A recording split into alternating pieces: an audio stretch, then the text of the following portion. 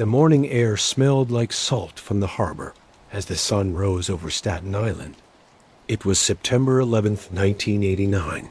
Fred Weiss, who used to be a newspaper reporter but now worked in real estate, walked out of his girlfriend's apartment on Wellington Court. The businessman in his 40s had no clue these were the last moments of his life. He had built a good life by working in two different worlds, the honest world of real estate and the secret world of organized crime. Now, that risky way of living was about to end in a terrible way. Across the street, 3 men were sitting in a car, watching the entrance to the building. They had been waiting there since before the sun came up. The driver, Anthony Capo, kept the car running, waiting patiently like a hunter. In the passenger seats sat James Jimmy Gallo and a calm, smart man named Vincent Palermo. Palarmo was a mobster who would one day become the most powerful crime boss in New Jersey. He was the real-life inspiration for a famous TV mob boss and would later become one of the most important informants the American Mafia had ever known. As Weiss walked to his car, Palarmo and Gallo got out of their vehicle with smooth, practiced moves. There was no big argument, no dramatic exchange of words, just a quick, brutal, businesslike killing that had been ordered from the highest levels of organized crime. Several gunshots broke the quiet morning. The bullets struck Weiss in the face, and he fell down beside his car. He was dead before he hit the ground. The 3 men drove away. Their job finished. For Vincent Palermo, this murder was a major turning point. It was the violent price he paid to be accepted into the highest ranks of the Mafia. He had proven his courage, he had shown his loyalty, and he had started himself on a path that would lead to great power. Lots of money, terrible betrayal, and finally, a new life in the Federal Witness Protection Program. This is the story of Vincent Vinnie Ocean Palermo, a man who lived many different lives, wore many different masks, and whose true story was more unbelievable than anything Hollywood could make up. Before we begin this amazing story, leave a comment and tell me where you are watching from right now and what time it is where you live. I love seeing how this community reaches all around the world. If you are new here, please hit that subscribe button and the notification bell. We share these deep stories about the mob regularly, and believe me, you do not want to miss them. Now, let us get started. Vincent Palermo was born on June 4th, 1944. In the middle of New York City, he took his first breaths in the same environment that had created generations of Italian-American gangsters before him. Brooklyn in the 1940s was a mix of many immigrant communities. Each neighborhood was its own little world, with its own routines, customs, and secret rules. For the Italian families who lived in these close communities, life was built on 3 important things: family, church, and the community around them. The Palarmo home was very traditional. Vincent's father was an Italian immigrant who had crossed the Atlantic Ocean when he was a teenager, carrying dreams of a better life, like millions of others who came from Europe. He settled in Brooklyn, got married, and started a family that would eventually include Vincent, his 2 brothers, and his 5 sisters, Claire, Nancy, and 3 others whose names are not known publicly, but are remembered by the family. People who knew the family said life in the Palarmo home was peaceful. They were not rich, but they were not extremely poor either. Like many immigrant families back then, they were part of the large working class. They lived simply, worked very hard, and believed that America would reward their hard work with a better future for their children. By all accounts, young Vincent was an unexpected person to choose a life of crime when he was a teenager. He served as an altar boy at the local Catholic church. His face was clean, His white robe was pressed and perfect as he helped the priests with the sacred rituals of the Mass. He learned the Latin responses, knelt at the right times, and learned the teachings of a faith that focused on forgiveness, redemption, and the everlasting results of sin. The contrast between this religious upbringing and his future criminal career would not be lost on people who later wrote about his life. The boy who had served at the altar would one day order murders, get rid of bodies, and break every promise he had ever made. But in those early years, there was no sign of the darkness that would eventually take over Vincent Palermo's life. He was just another kid from Brooklyn, learning how to handle the complicated social rules of his neighborhood, figuring out how to tell friend from foe and opportunity from danger. The direction of Vincent Palermo's life changed forever when he was only 16 years old. His father, the Italian immigrant, who had worked hard to build a life for his family in America, passed away. The exact reason for his death has never been made public, but the effect was instant and awful. For a family that was already struggling with money, losing the father was not just sad, it was a disaster. Overnight, everyone's roles changed, the children had to start working, and a grieving widow was left to handle a crisis while being too sick to manage it. In neighborhoods like theirs, news traveled fast. Neighbors brought food for a few days and offered their condolences for a week. But after that, life moved on. The Palarmo family had to survive on their own, and survival meant making big sacrifices. Suddenly, young Vincent was forced to take on responsibilities that no teenager should have to carry. His mother, left alone to raise their big family, was sick with asthma and confined to her bed. Her chronic illness meant she could not work. The family's main earner was gone, and they were in serious trouble. There was no government safety net good enough to support a widow and all her children. There was no richer extended family who could step in to help. There was only the harsh truth that someone had to make money, and that someone would have to be Vincent. He dropped out of school, giving up any dreams he might have had about getting an education. School was a luxury. Surviving was a necessity. He took not one, but 2 jobs. He worked the long hours that immigrant families have always worked, trying to keep food on the table and a roof over their heads. It was during this time that Vincent Palermo first came into contact with the world that would eventually claim him. To make extra money, he started working at the Fulton Fish Market, getting up before dawn to join the crews that unloaded the day's catch from boats and trucks. The work was tough, carrying heavy crates in the cold darkness, hands raw from ice and salt water, clothes always smelling like fish. But it paid, and in those desperate days, that was all that mattered. The Fulton Fish Market was not a normal workplace. Started in 1822 along the East River waterfront at the edge of Lower Manhattan, it had grown to be the biggest fish market on the East Coast and one of the most important wholesale fish businesses in the whole United States. By the middle of the 20th century, more than 125 million pounds of fish moved through the market every year. Seafood arrived from fishing boats all along the Atlantic coast, and even from faraway places around the globe. South African lobster tails, Norwegian salmon, and catches from as far away as Alaska and Chile, all flown in on huge jets and driven straight to Fulton's busy stalls. But the Fulton Fish Market was also something else, one of the most thoroughly mob-controlled businesses in American history. From at least the 1920s until well into the 1990s, the market was under the tight grip of organized crime, mainly the Genovese crime family, one of New York's famous 5 families. The scheme was simple in its design and brutal in how it was enforced.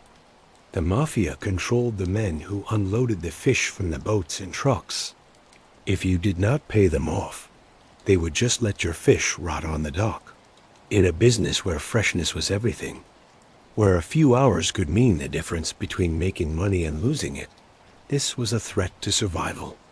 Fish dealers had no choice but to make regular payments, protection money, parking fees, kickbacks, call it whatever you want, to make sure their product would be handled quickly and properly. The mastermind behind this operation for many years was Joseph Sox Lanza, a 230-pound enforcer whose nickname came from the knockout power of his fists. Lanza organized the United Seafood Workers Union, Local 202, and used it as a way to run a systematic extortion racket. By the 1930s, more than 600 fish retailers were being forced to pay $35,000 every year for protection. Wholesalers were charged $82 per year for each employee for insurance against property damage. Anyone who refused found their fish spoiling on the loading docks, while workers suddenly became too busy with other jobs. This was the world Vincent Palermo entered as a teenager. In the middle of the pre-dawn chaos of the market, the shouts of the sellers, the crash of ice, the shiny scales of thousands of fish under the bright fluorescent lights, he learned lessons that no classroom could teach. He saw how power worked in the real world, how money moved from honest businesses into the pockets of men who offered nothing but the promise of no violence. He watched how the tough guys commanded respect, how a reputation for being ruthless could be worth more than any formal education. It was here, carrying crates of fish in the darkness before dawn, that Vincent Palermo earned the nickname that would follow him throughout his criminal career, Vinnie Ocean. The nickname began as a joke between dock workers who noticed how natural he seemed around the waterfront. But like all good nicknames in the underworld, it stuck. It traveled from the docks to the bars, from the bars to the bookies, and finally into the back rooms where mobsters talked business. In a world full of Tonys, Vinnies, and Mikes, having a memorable name helped, and Vinnie Ocean was a name no one forgot. The nickname perfectly captured his connection to this sea-based world of seafood and saltwater, world that existed in the shadows between honest business and organized crime. Years later, the only arrest on Vincent Palermo's record from this time would be for a small crime, stealing shrimp from the Fulton Fish Market. It was a minor offense, almost silly in how small it was compared to what would come later, but it was also a sign, a little clue that young Vinnie Ocean had started to see the world differently.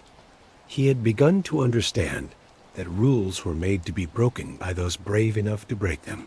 The early 1960s brought a change that would transform Vincent Palermo's life more than anything else. He met and fell in love with a young woman who happened to be the niece of one of the most powerful men in New Jersey's underworld, Sam the Plumber DeCavalcante. Sam DeCavalcante was no ordinary mobster. Born in 1913 to Italian immigrant parents in Brooklyn, he had moved to Trenton, New Jersey, where he established himself as the boss of what would become known as the DeCavalcante Crime Family, New Jersey's only homegrown mafia organization. The family carried his name because he was its leader during the McClellan hearings in the early 1960s. When the federal government first began publicly naming and identifying the various crime families that made up La Cosa Nostra, DeCavalcante operated from behind the cover of a legitimate business, the Kenilworth Plumbing and Heating Company, a plumbing supply store in Kenilworth, New Jersey. This front gave him his famous nickname, Sam the Plumber, though he personally liked to be called the Count, a title that came from his claims to be descended from Italian royalty. Whether these aristocratic claims were true or not remains unknown, but they showed DeCavalcante's view of himself as a man of style and class, a cut above the common thugs who filled the lower ranks of organized crime. The DeCavalcante family held a strange place in the structure of American organized crime.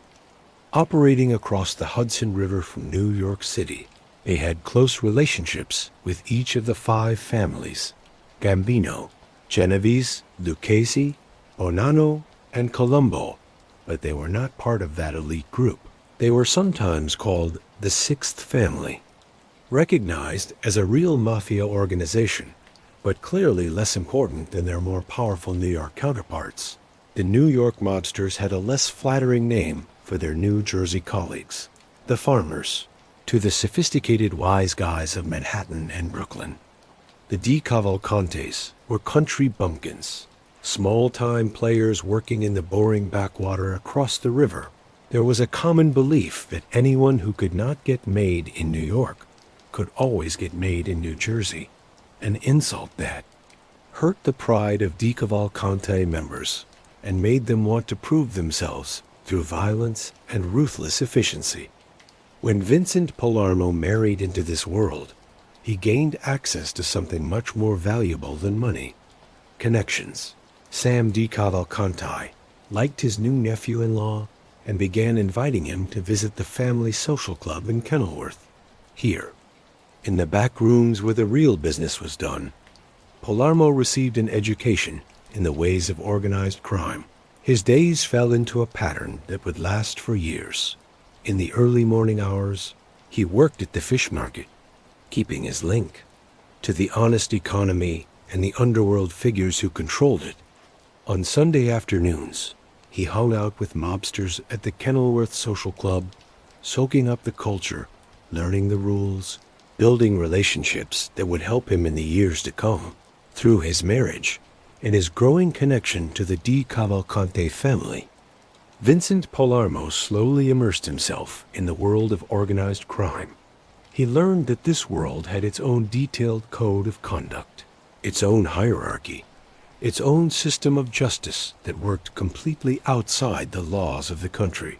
At the top of the hierarchy was the boss, the unquestioned leader of the family. Below him was the underboss, his second in command, and the consigliere, a trusted advisor who acted as counselor and mediator. These 3 positions made up the family's administration. Below them were the caporalagimes or captains, each of whom commanded a crew of soldiers, the made men who had been formally initiated into La Cosa Nostra through ancient rituals involving blood, fire, and sacred oaths. At the bottom of the pyramid were the associates' men who worked with the family but had not yet been initiated. They were aspiring gangsters, hoping to prove themselves worthy of membership. Palarmo started at the bottom, as everyone did.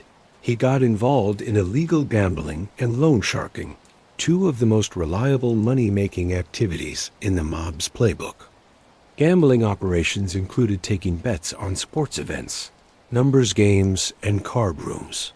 Loan sharking meant lending money at extremely high interest rates, with the understanding that failing to pay it back would lead to serious physical harm. What made Palarmo different from many of his peers was his approach to the business of crime. He was known for his ruthless business sense and sharp intuition, but also for his quiet nature.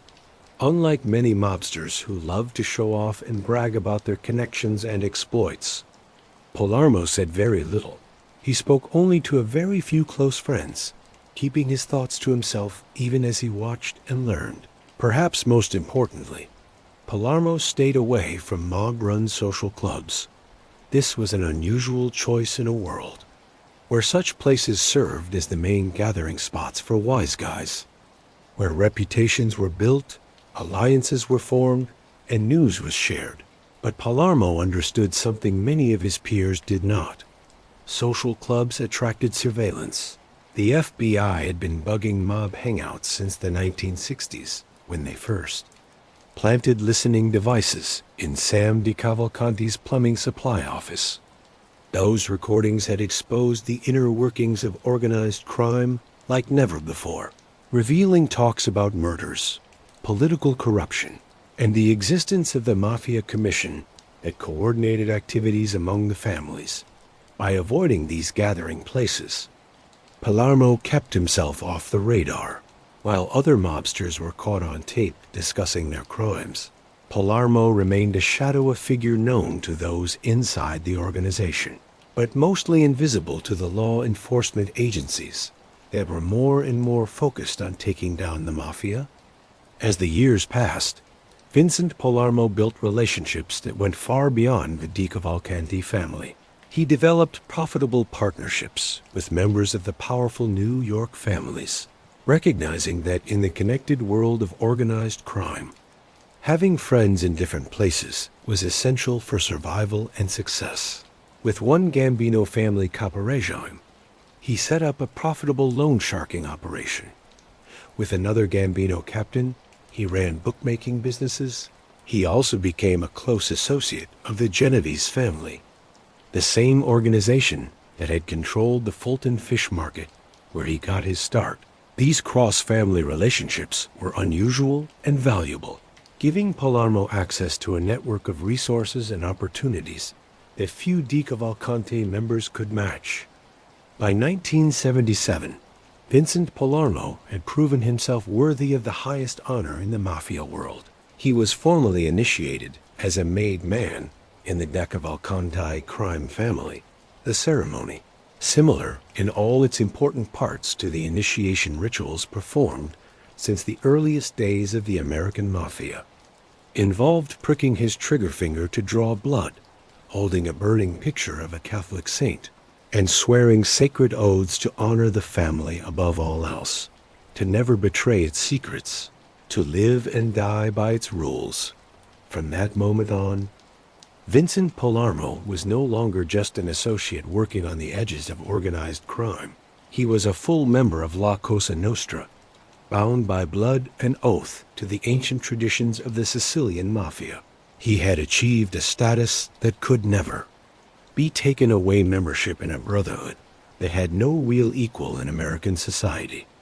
And yet, amazingly, his criminal record was still almost empty.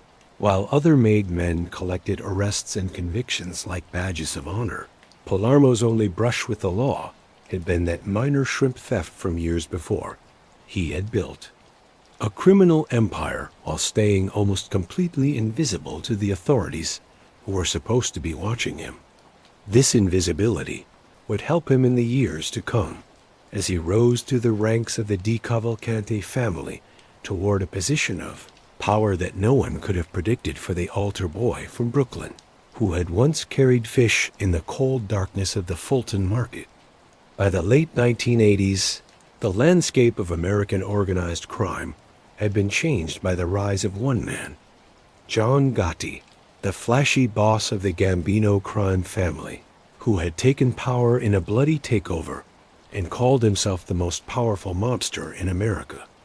Gotti had organized the bold murder of his predecessor, Paul Castellano, outside Sparks Steakhouse in Manhattan on December 16, 1985, and had somehow walked away from multiple criminal trials that should have sent him to prison for life.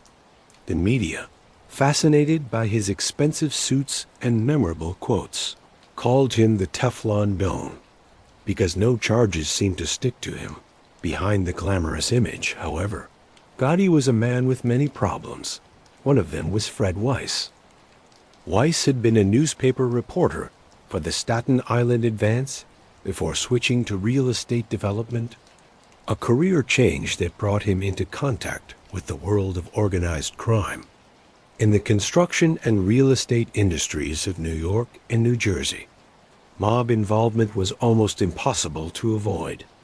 Weiss had developed connections to both the DeCavalcante family and the Weiss Gambino family, relationships that made him money but would ultimately get him killed.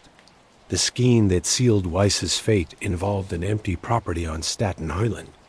Weiss and two mob-connected partners had bought the land and started using it as an illegal dumping ground for dangerous medical waste, the kind of toxic trash that proper disposal laws required to be handled with extreme care and at great expense. By simply dumping this material on their private property, The partners avoided those costs and kept the savings for themselves. But local authorities eventually discovered the scheme and started an investigation. As the scrutiny grew stronger, John Gotti became more and more nervous. He worried that Weiss, facing possible criminal charges, might decide to cooperate with the government in exchange for lighter treatment. In the language of the mob, Weiss might flip, become an informant, a cooperating witness, a rat for Gotti, who had already survived one close associate becoming a government witness. This was an unacceptable risk. Weiss knew too much about too many operations. If he started talking, the damage could be huge. The solution, in the brutal logic of organized crime, was simple. Fred Weiss had to die, but Gotti faced a complication. The murder of Weiss would definitely attract attention, and Gotti was already under intense FBI surveillance. He needed to separate himself from the killing, to create distance between the order and its execution. So he turned to the DeCavalcante family, calling in a favor from his allies across the Hudson River. The request moved down the chain of command, from Gotti to Giovanni John the Eagle Riggi, the boss of the DeCavalcante family, from Riggi to Anthony Rondo Rotondo, one of his trusted captains, and finally, from Rotondo to the crew that would carry out the hit. That crew included Anthony Capo, James Jimmy Gallo, and Vincent Palermo. The morning of September 11th, 1989, began like any other autumn day in New York City. The air was cool, the streets slowly coming to life as the city woke up for another Monday of work and commuting. At an apartment building on Wellington Court in Staten Island, Fred Weiss got ready to start his day, not knowing it would be his last. The hit team had been watching for days, learning Weiss's routines, figuring out the best moment to strike. They knew he was staying with his girlfriend, knew when he usually left in the morning, knew which car he would go to. In the underworld, such preparation was essential. A botched hit could lead to witnesses, arrests, and possibly terrible consequences for everyone involved. Palarmo, Capo, and Gallo arrived early that morning, parking their car with a clear view of the building's entrance. The streets were quiet, most residents still finishing breakfast or getting ready for work. It was the perfect time for what they had planned late enough that Weiss would be leaving, early enough that few people would be around to see what happened. When Weiss finally came out and walked toward his car, the killers moved. What happened next was fast and merciless. Palarmo and Gallo approached their target. Guns out, multiple shots were fired into Weiss's face and body. He collapsed beside his vehicle, his life over in a matter of seconds. Capo, who had stayed in the car as the getaway driver, pulled forward to pick up his partners. Within moments, the three men were speeding away from the scene, leaving Fred Weiss's body crumpled on the pavement in a growing pool of blood. The murder of Fred Weiss would stay unsolved for years. Investigators had their suspicions organized crime was the obvious suspect given Weiss's known connections, but suspicion was not proof. And the killers had left few clues. The case went cold. One more unsolved murder in a city that saw hundreds every year. For Vincent Palermo, the Weiss murder marked a transformation. He had proven he could do the most serious work the mob had to offer. He had killed on command, showing the cold-blooded efficiency that separated the truly dangerous from the merely ambitious. The rewards were big after the Weiss murder. Palarmo was promoted to capo-regime, captain, and given his own crew of soldiers. He was no longer just a soldier himself, taking orders and hoping for advancement. He was now a leader, responsible for managing his crew's operations and making sure money moved up the chain of command to the family's administration. The promotion brought money, respect, and independence. As a captain, Palarmo had the authority to start his own schemes, to make deals with other families, to use the kind of independent judgment that was forbidden to lower-ranking members.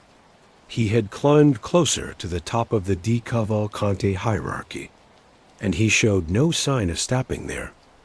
At the same time, Giovanni Riggi, the boss who had approved the Weiss hit, was facing his own legal troubles. Later in 1989, he was sent to federal prison on labor racketeering and extortion charges, the kind of crimes that had long supported the DeCavalcante family's operations. Riggi received a 15-year sentence, an eternity in the fast-moving world of organized crime. From behind bars, Riggi tried to keep control of his family, making decisions through messengers and trusted friends. His first major decision was to appoint Johnny Boy Damato as his acting boss, the man who would run the family's day-to-day operations while Riggi was gone. It was a decision that would start one of the strangest and most tragic series of events in Mafia history, a scandal that would later inspire one of the most memorable storylines in *they, Sopranos*, and would further raise Vincent Palermo's position within the organization. Johnny Boy Damato was a veteran gangster with a criminal record going back to 1963. He had been arrested on gambling charges, convicted of burglary in 1971, and jailed for forgery in 1984.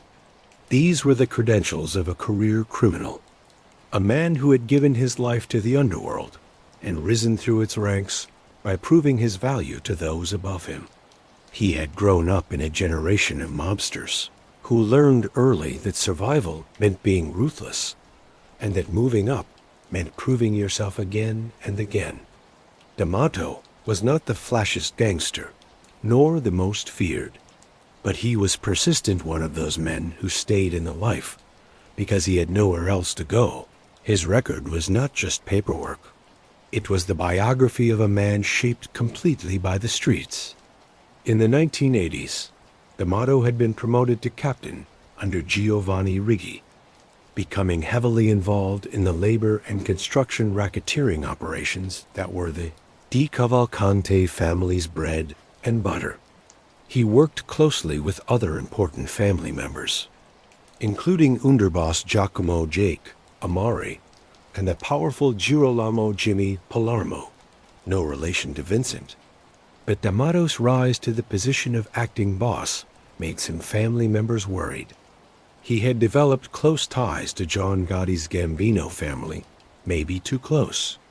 He visited Gotti's Ravenite social club on Mulberry Street every Tuesday, a regularity that suggested more than just a casual friendship. He was one of only 3 DeCavalcante members who attended the lavish wedding of John Gotti Jr. at the Helmsley Palace Hotel on April 21, 1990. There were whispers that Damato had been recruited by Gotti to act as a tool for Gambino influence over the New Jersey family. Some believed he had even plotted with Gotti and underboss Sammy the Bull Guevano in a scheme to murder Gaetano Corky Vestola, another senior DeCavalcante figure. The murder was never carried out. The Genovese family refused to approve it, but the conspiracy itself raised questions about where Damato's true loyalties lay. Yet none of these political worries would prove to be Damato's downfall. For a man who had survived decades of street wars, indictments, and internal mob rivalries, the irony was brutal. It was not bullets, money, or betrayal that decided his fate, but his private life, something the Mafia considered more dangerous than any law enforcement investigation. His downfall came from a secret far more explosive in the hyper-masculine world of the Mafia. Johnny Boy Damato was bisexual. In 1991, Damato got into a heated argument with his girlfriend, a woman named Kelly, who also happened to be romantically involved with Anthony Rotondo. one of the DeCavalcante family's captains, affairs, jealousies, and complicated romantic entanglements were common in the mob world, where powerful men often had multiple girlfriends despite being married. What made this situation different was what Kelly knew and what she was willing to reveal in her anger. She told Rotondo that Damato was not just unfaithful, but bisexual. According to her story, Damato had been taking her to swinger clubs in Manhattan, where he would have sexual encounters with other men as well as women. She described specific incidents, specific clubs, specific acts that left no room for misunderstanding. Rotondo was shocked. In the intensely homophobic culture of the Mafia, homosexuality was seen as the ultimate taboo, a sign of weakness that could never be tolerated, especially not in a family's leadership. He shared what he had learned with Giacomo Amari, the underboss, and Stefano Steve Vitabaio, the consigliere. The three men faced a problem with no good solution. If the accusations became public knowledge, the DeCavalcante family would be humiliated in front of the other families. The New York bosses already looked down on their New Jersey counterparts as minor leaguers. Having a bisexual acting boss would confirm every negative stereotype and destroy whatever respect the DeCavalcantes had managed to earn. As Anthony Capo later explained in court testimony during a 2003 racketeering trial, "Nobody's going to respect us if we have a gay homosexual boss sitting down discussing La Cosa Nostra business." The decision was made. John Damato had to die. In the mob, such decisions were not emotional. They were strategic. Removing a boss was like cutting off a limb to save the body. And for the DeCavalcantes, their reputation with the New York families mattered more than any one person's fate. In November 1991, Stefano Vitabaio formally approved Damato's murder. The plot would later become controversial because it broke one of the Mafia's most important rules. The killing of a boss required approval from the Commission, the governing body that coordinated activities among the New York families. The DeCavalcante leadership never asked for such approval, maybe because they were embarrassed by the reason for the killing, or maybe because they feared the Commission would say no. The job of carrying out the murder fell to Anthony Capo, Victor DeScala, and other trusted associates. Vincent Palermo would play a role in what happened afterward, though not in the actual killing. Damato had been on the run, hiding out in Florida, apparently aware that something was wrong, but unsure exactly what danger he faced. In early January 1992, he returned to New York, maybe hoping to fix whatever problems had driven him into hiding. On January 6, 1992, Capo and DeScala picked up Damato in DeScala's white Lincoln. They told him they were going out for lunch. A believable enough story that Damato got into the back seat without seeming concerned. As they drove, Capo turned in his seat. Damato saw the gun in his hand and had time for only 2 words. "Oh no." Capo fired twice. Damato groaned, but did not die right away. So Capo shot him 2 more times. The silence that followed inside the Lincoln was heavy, the kind of silence that only comes after irreversible violence. In that tight space, the smell of gunpowder hung in the air, while Capo and DeScala sat motionless, coming to terms with the fact that they had just executed the boss of their own family. Even in the Mafia, killing a boss was rare and dangerous. The acting boss of the DeCavalcante Crime Family was dead at about 50 years old. Capo and DeScala drove the body to the Mill Basin home of Rudy Tutte Ferrone, a DeCavalcante captain. There, Vincent Palermo and Ferrone were waiting. Together, they searched Damato's pockets. They found $8,000 in cash, a significant sum that became property of the family. More ominously, They also found the business card of an FBI agent, raising the terrifying possibility that Damato had been in contact with federal investigators. If true, his death had been even more necessary than they had realized. Damato's body was wrapped in a plastic tarp and loaded into Ferrone's black Cadillac. Palarmo and Ferrone then drove upstate, leaving the streets of New York far behind as they headed toward rural Orange County. Their destination was a farm owned by Philip, the undertaker Leto, a DeCavalcante soldier who had presumably earned his nickname through his skill in making bodies disappear. John "Johnny Boy" Damato was buried at that farm. His body has never been found.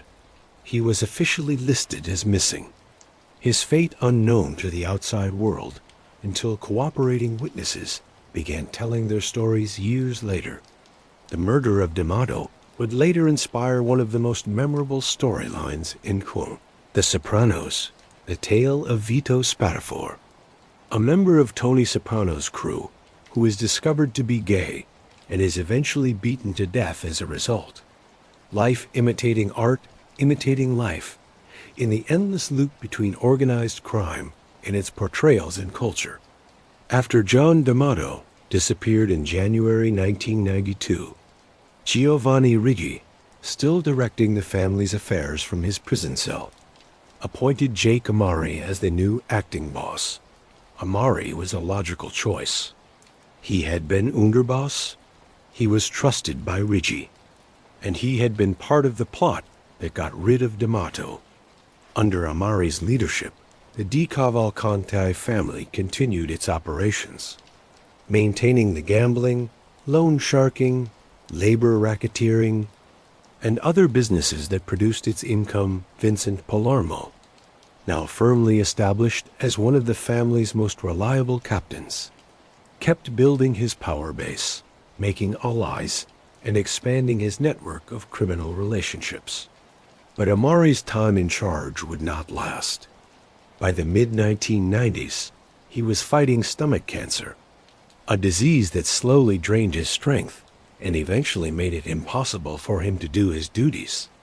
In June 1997, Giacomo Amari died, leaving the DeCavalcante family without a clear successor. Riggi, still in prison and unlikely to be released for years, faced a difficult choice. Several senior members wanted the position of acting boss, and choosing one over the others risked creating dangerous resentments. He needed a solution that would keep things stable without making any major group angry. His answer was something never before seen in the history of the DeCavalcante family. Instead of appointing a single acting boss, he created a ruling panel of 3 men who would share authority over the family's day-to-day operations. The members of this panel were Vincent Palermo, Girolamo Jimmy Palarmo, no relation to Vincent, and Charles Big Ears Mayuri. On paper, the 3 men were equals.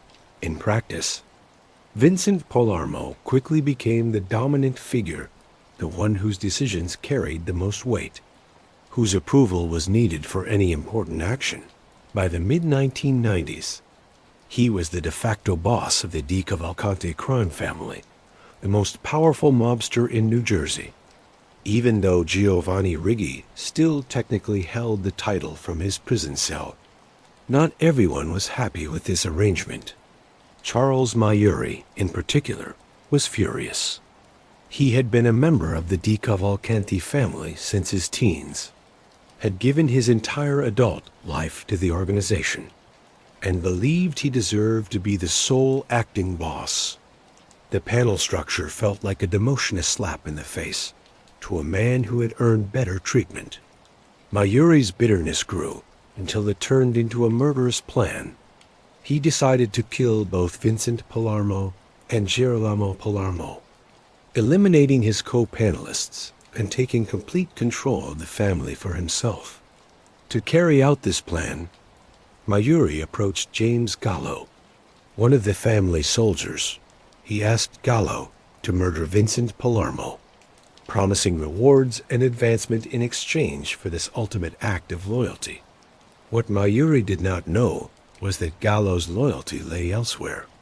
Gallo and Vincent Palermo had history together. They had been partners on the Fred Weiss hit back in 1989, bound together by the blood they had spilled. That kind of experience created bonds that could not easily be broken, and Gallo had no intention of betraying his friend and captain. Instead of agreeing to Mayuri's plot, Gallo went straight to Vincent Palermo and warned him about the murder conspiracy. Palarmo now faced a critical decision. He could wait for Mayuri to try again, or he could strike first. He chose to strike first. In mob culture, hesitation is deadly. Whoever moves first usually survives. And Vincent understood the unwritten rule. Mercy is a luxury only the powerful can afford. And even then, it often comes back to hurt them. Palarmo put together a team to kill Charles Mayuri. Anthony Capo, James Gallo, and Joseph Masella. They tracked Mayuri's movements, found chances for an ambush, and got ready to do the hit on at least one occasion. They had Mayuri in their sights, weapons ready, everything set for the kill. But something went wrong. The hit team got nervous at the critical moment. Maybe there were too many possible witnesses. Maybe the setup did not feel right. Maybe someone simply lost their nerve. Whatever the reason, they did not pull the trigger. They reported back to Vincent that they had been unable to finish the job. Palarmo thought about his options. Mayuri had shown himself to be a threat, but he had also shown himself to be ineffective. His conspiracy had failed. His chosen assassin had betrayed him, and now he was exposed.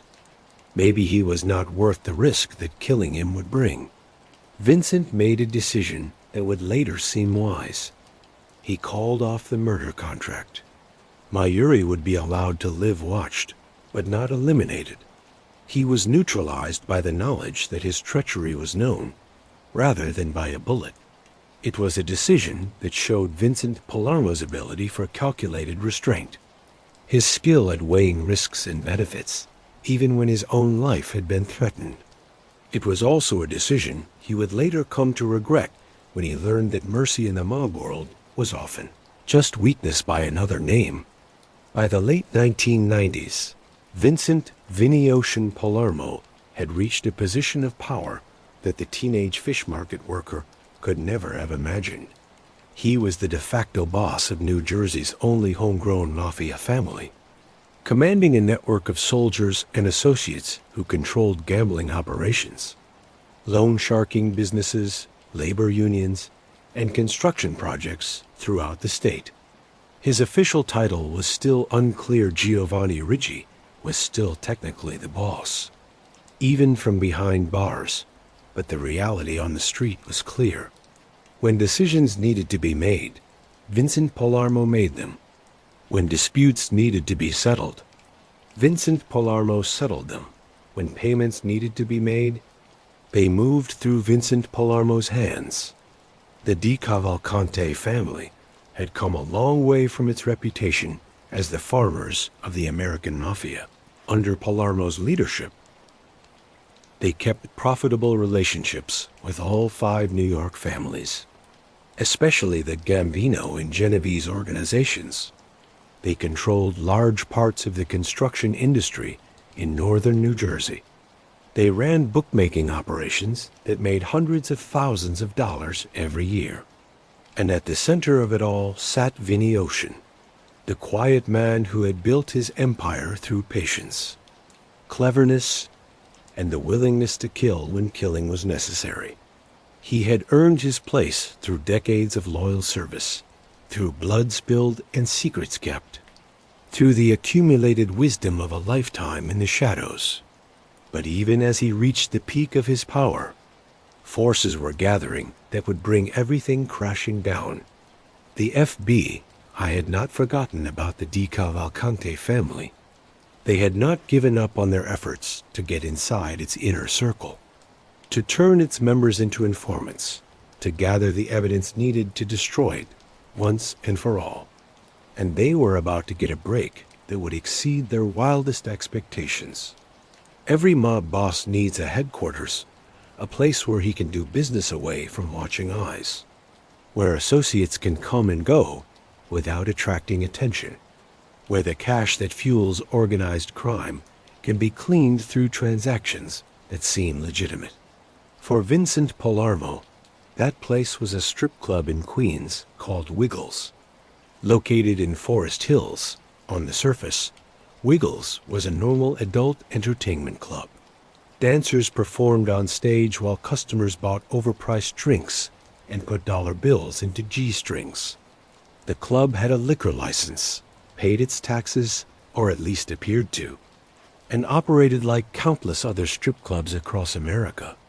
But Wiggles was also something more. It was Vincent Palermo's personal office, the nerve center of his criminal operations.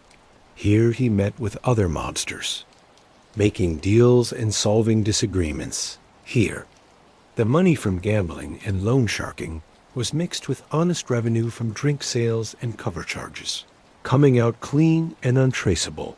Here, the business of the DeCavalcante family was conducted behind closed doors while music played and dancers twirled on poles just feet away. The club would later achieve a certain fame as the real-life inspiration for the Bada Bing, the fictional strip club that served as Tony Soprano's headquarters in the HBO series, The Sopranos. The similarities were obvious. Both clubs served as the operational base for a New Jersey mob boss. Both mixed legitimate business with criminal enterprise. Both featured the same combination of adult entertainment and deadly serious underworld dealings. But unlike its fictional counterpart, Wiggles would not survive to become a tourist attraction or cultural landmark. The club attracted the attention of law enforcement, who found evidence of drug dealing and prostitution happening on the premises. Former New York Mayor Rudy Giuliani, who had built his political career on prosecuting organized crime figures as a U.S. attorney, made shutting down mob-connected businesses a priority of his administration. Wiggles was eventually shut down by city authorities. Its liquor license was taken away, its doors closed for Vincent Palermo. It was an inconvenience, but not a disaster. He had other businesses, other sources of income, other places to conduct his affairs. The loss of Wiggles was a setback, but it would take far more than a closed strip club to bring down the boss of the DeCavalcante family. While Wiggles served as his professional headquarters, Vincent Palermo maintained a very different kind of life at home. He lived in a waterfront mansion in Island Park, a small village in Nassau County, Long Island, that sat on the shores of Reynolds Channel. The property had a 100-foot pier going into the water, a sign of the wealth that Palermo's criminal career had provided. The mansion was expensive to keep up. Palermo had a large mortgage, juggling payments along with alimony to his first wife, and the costs of supporting his second family with his wife, Angela. He had several children across these relationships: Danielle, Tara, Vincent Jr., Michael, and Renee, all of whom needed to be fed, clothed, educated, and given the comfortable lifestyle their father's position demanded. To handle the complicated financial waters of his double life, Palermo had gotten 2 social security numbers, a fraud that let him keep separate identities for different purposes. One number was attached to his seemingly legitimate income. The other helped with activities that needed to stay hidden from tax authorities and law enforcement. His son Michael was a particular source of pride. Unlike his father, Michael had pursued education, graduating from Fordham University and getting his license as a stockbroker. He went on to work as an investment banker at Goldman Sachs, one of the most prestigious financial institutions in the world. Here was proof that the Palermo family could succeed in the honest world. that criminal beginnings did not prevent legitimate achievement. But if Michael represented one side of Vincent Palermo's life, the mansion in Island Park represented another. Every Sunday, Palarmo went to Mass at Sacred Heart Church, keeping up the religious observances that had started when he was an altar boy in Brooklyn. He drove his daughters to Brownie meetings, took part in their activities, tried to be present in their lives despite the demands of his other world. One of his daughters had a particular favorite movie, Annie, the story of an orphan girl who finds love and family against all odds. Vincent Palermo watched that movie with her regularly, the mob boss sitting beside his little girl, as they followed little orphan Annie's adventures together. The two-sided nature of Vincent Palermo's life was striking, even by the standards of organized crime figures, who often kept families while doing brutal violence. Here was a man who had shot Fred Weiss multiple times in the face, who had helped get rid of Johnny Boy Damato's body, who had ordered and taken part in multiple murders. And the same man watched Annie with his daughter and drove her to Brownie meetings. This ability to separate different parts of his life extended to his interactions with children outside his immediate family. At one point, Palarmo took in a troubled teenager named Richard. Acting as his godfather and mentor, the boy stayed at Palarmo's home every weekend for more than a year, receiving the kind of stable adult guidance that had been missing from his own life. Palarmo helped him study the Catholic sacraments to prepare for baptism, First Communion, and confirmation, the same religious rituals Palarmo himself had observed as a boy in Brooklyn. On another occasion, Palarmo stepped in when he saw a man beating his son. Stopping the abuse, on yet another, he jumped into a swimming pool to rescue a toddler relative who had fallen in, possibly saving the child's life. These acts of kindness and care were real.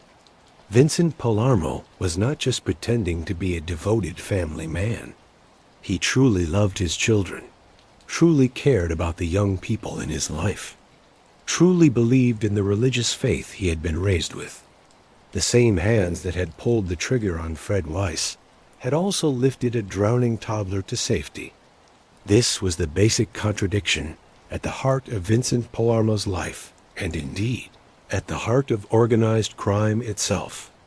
The Mafia had always attracted men who were capable of extreme violence while keeping strong bonds of family loyalty, who could order murders in the morning and go to their children's school plays in the evening. The mental separation required was extraordinary, but it was also essential to the functioning of an organization that depended on both brutality and solidarity. For Vincent Palermo, these contradictions would eventually be exposed to the world, held up for examination by prosecutors, journalists, and the viewing public.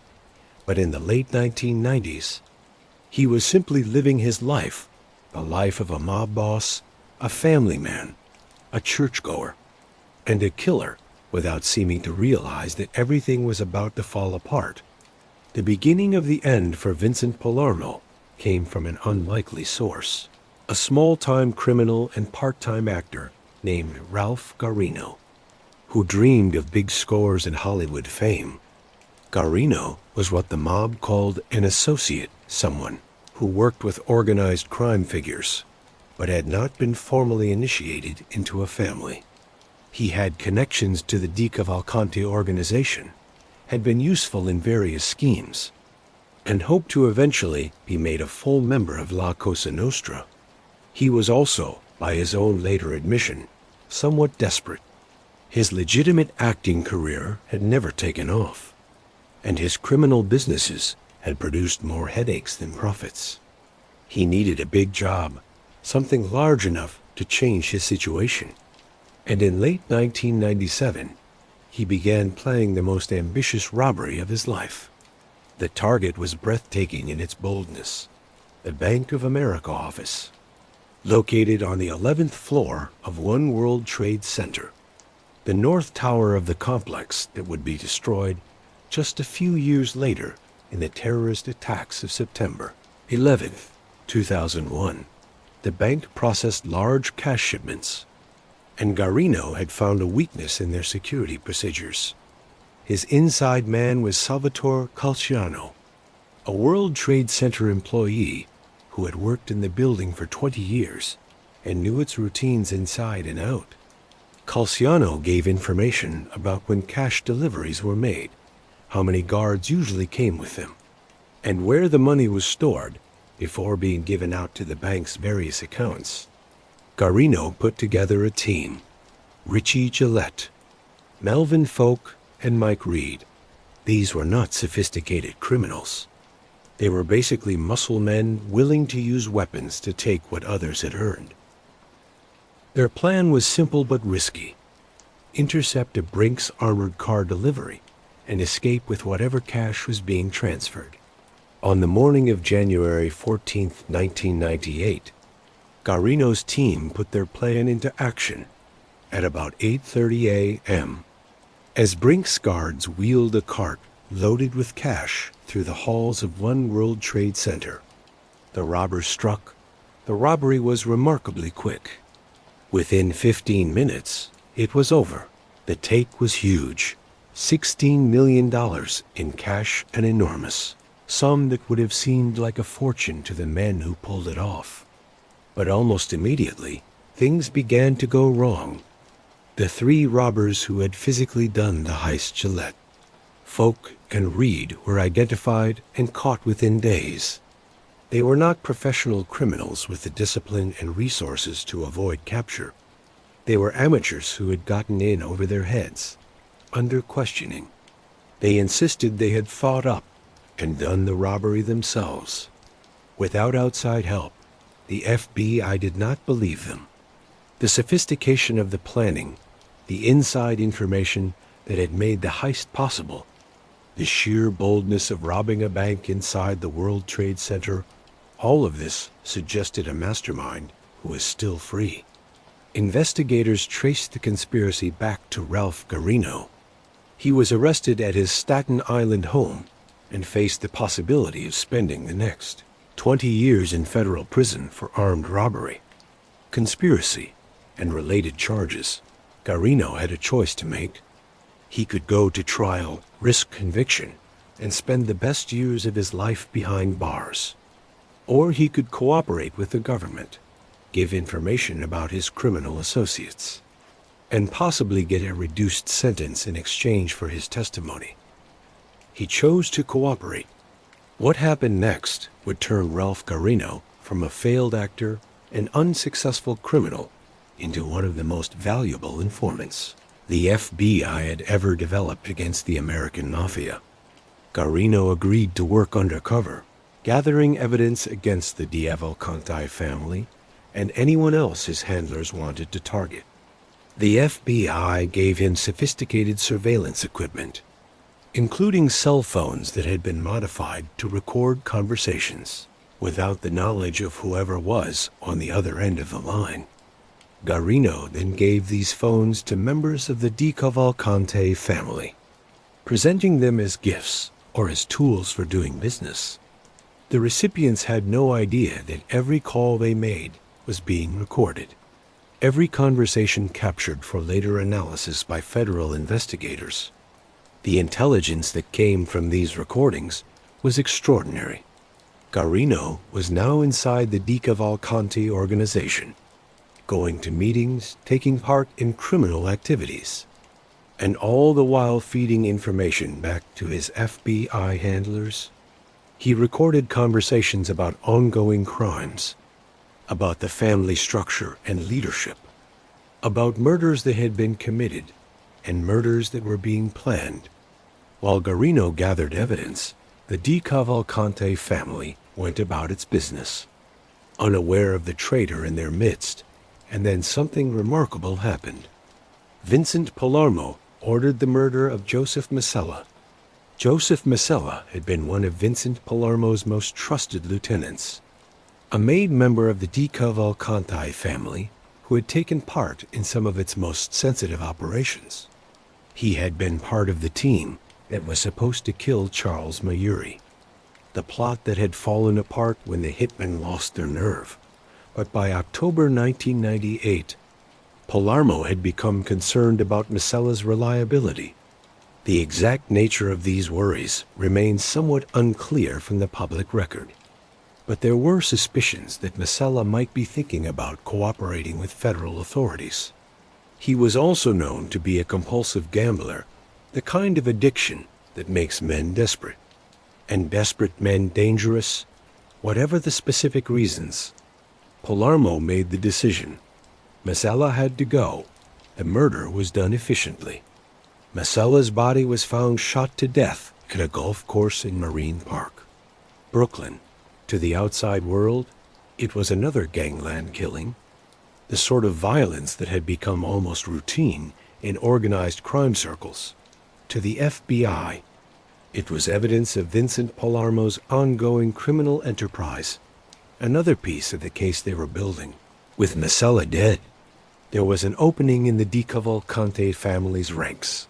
Ralph Garino, whose status had been steadily rising thanks to his apparent success in criminal ventures, secretly helped by the FBI, was in position to fill that opening in a development that must have seemed almost too good to be true to federal investigators. The DeCavalcante leadership decided to promote Ralph Garino to the status of made member. He would be formally initiated into La Cosa Nostra, sworn to the same oath that bound Vincent Palermo and every other member of the family. The FBI now had a made member of the Mafia working for them, recording conversations at the highest levels of the DeCavalcante organization. It was an intelligence victory that would eventually bring down the entire family. On January 10, 1999, the HBO cable network premiered a new drama series called The Sopranos.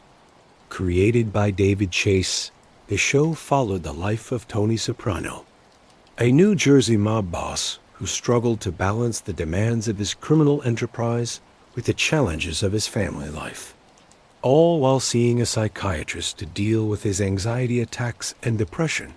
The series was an immediate sensation.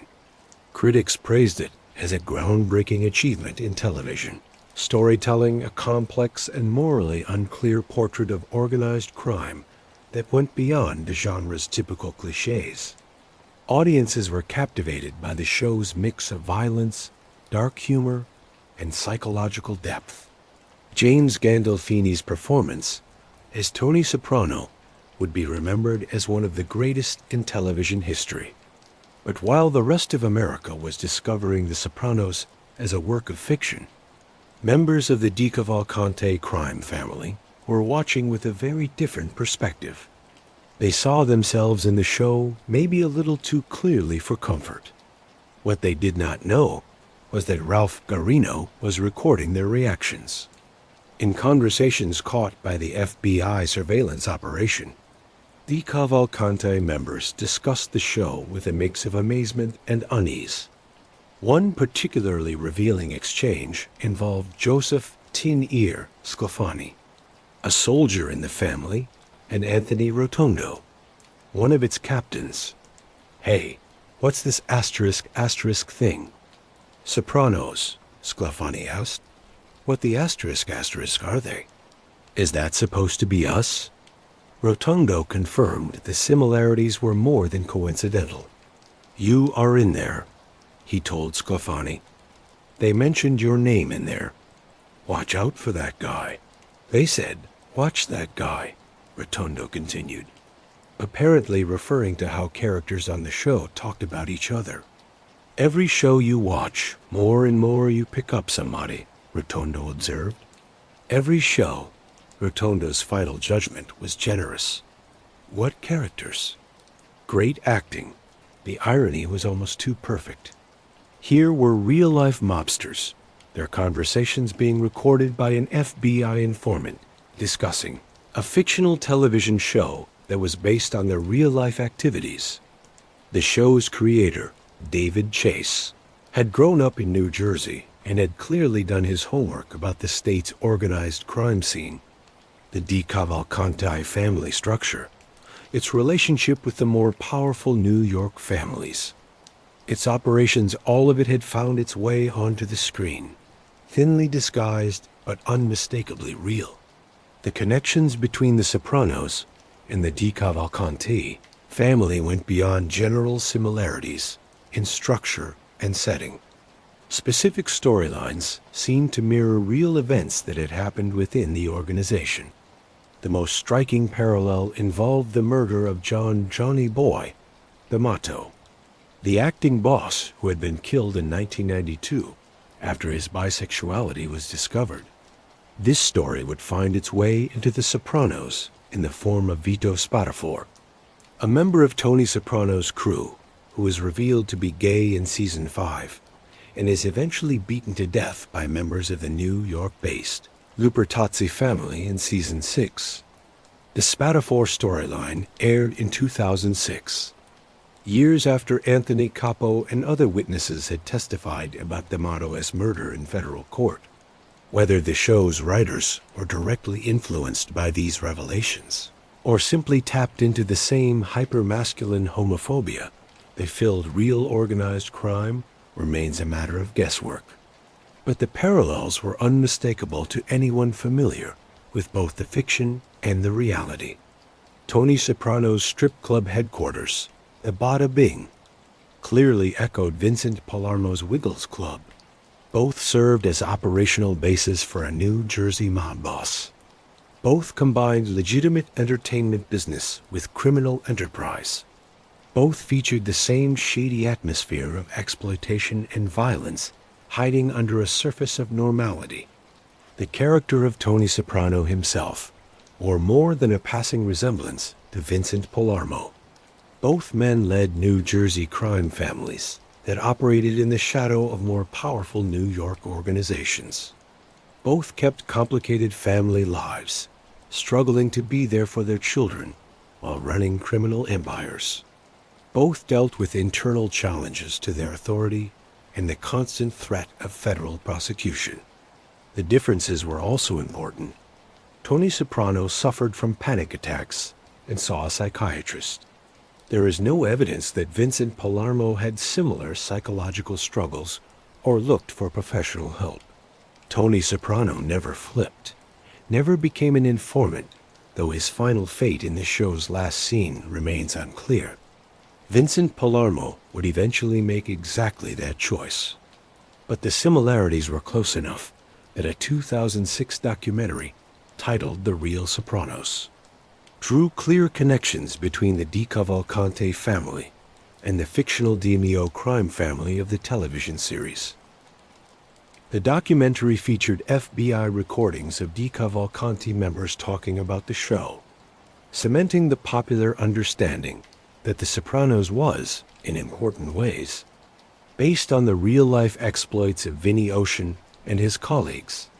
Throughout 1998 and 1999, Ralph Garino kept recording conversations with DeCavalcante family members, building an ever-growing archive of evidence that would eventually be used to destroy the organization. The tapes caught discussions of ongoing criminal activities, gambling operations, loan sharking schemes, extortion rackets. They recorded the family's internal politics, the rivalries and alliances that shaped its decision-making. They revealed the casual brutality of men who talked about murder as easily as others might talk about the weather. Most damaging of all, the tapes captured Vincent Palermo talking about his plan to kill Frank Damato, the brother of the murdered acting boss, Johnny Boy Damato. Frank had apparently been making noise about his brother's disappearance, asking questions that made the family's leadership uncomfortable. Palarmo's solution was the same one he had applied to so many other problems: eliminate the threat permanently. The FBI now had Palarmo on tape discussing a murder conspiracy. Combined with the other evidence Garino had gathered, they had the foundation for a complete case against the DeCavalcante family's leadership. But they were not quite ready to move. Federal prosecutors wanted to maximize the impact of their case, to gather as much evidence as possible before showing their hand. Every extra day that Garino stayed active was another chance to catch incriminating conversations, to identify more crimes, to strengthen the eventual prosecution. Finally, in late 1999, they decided they had enough. The early morning hours of December 2nd, 1999, saw the largest coordinated law enforcement operation ever conducted against the DeCavalcante Crime Family. FBI agents, helped by state and local police, spread out across New Jersey and New York, serving arrest warrants against 40 members and associates of the organization. Vincent Palermo was among those arrested. The man who had built his criminal career on staying off the radar, who had managed to avoid major arrests despite decades of illegal activity, was finally in custody. The charges against him were staggering in their scope and severity. He was accused of murder, attempted murder, extortion, bookmaking, loan sharking, illegal gambling, robbery, sale of stolen property and fake goods, and mail fraud. The indictment painted a picture of a man who had spent his entire adult life engaged in systematic criminal activity, who had risen to lead a criminal organization through violence and intimidation. Among the most serious charges were those related to specific murders and murder conspiracies. Palarmo was charged in connection with the 1989 murder of Fred Weiss, the killing that had launched his rise to power. He was charged with conspiracy to murder Frank Damato, the crime that Garino had caught on tape. He was charged with conspiracy to murder Charles Mayuri, the plot that had fallen apart when his hit team lost their nerve. The evidence against him included not just Garino's recordings, but also the testimony of other cooperating witnesses. Anthony Capo, who had been one of Palarmo's most trusted friends, had agreed to flip. He implicated Palarmo in the Fred Weiss murder, giving first-hand testimony about the planning and execution of the hit. For Vincent Palermo, the math was grim. He was 55 years old. The charges against him carried the possibility of a death sentence, or at the very least, multiple life sentences without the chance of parole. He would die in prison, separated from his family, his legacy reduced to a number in the federal correction system. He had a choice to make. The choice facing Vincent Palermo was the same one that had faced countless mobsters before him. Maintain omerta, the code of silence that was supposed to bind members of La Cosa Nostra, or cooperate with the government in exchange for leniency. Omerta had been the foundation of the American Mafia for generations. Made members swore an oath to never reveal the secrets of the organization, to never testify against fellow members, to accept death rather than become an informant. The oath was sealed with blood and fire, witnessed by fellow members, made sacred by the traditions of centuries in practice. Omerta had proven increasingly weak as federal prosecution methods became more sophisticated and sentences grew more severe. The RICO, Racketeer-Influenced and Corrupt Organizations Act, passed in 1970, had given prosecutors powerful new tools for attacking organized crime, letting them charge entire criminal enterprises and their leaders rather than going after individual crimes one at a time. Sentences for RICO convictions were measured in decades, not years. Faced with the prospect of spending the rest of their lives in prison, more and more mobsters had made the same calculation. Cooperation offered the only path to any kind of future. Sammy "the Bull" Gravano had flipped on John Damato, providing the testimony that finally brought down the Teflon Don. Henry Hill had cooperated against the Lucchese family, his story later immortalized in the film Goodfellas. Dozens of others had followed, each one further weakening the once unshakable foundation of mob solidarity. Vincent Palermo knew all of this. He knew that the same code he had sworn to uphold had been broken by men he had known and respected. He knew that cooperation was in some ways becoming normal within organized crime, still dangerous, still hated, but no longer the unthinkable option it had once been. And he knew that he was facing the death penalty. The murder of Fred Weiss had been committed in New York State, where the death penalty had been brought back in 1995.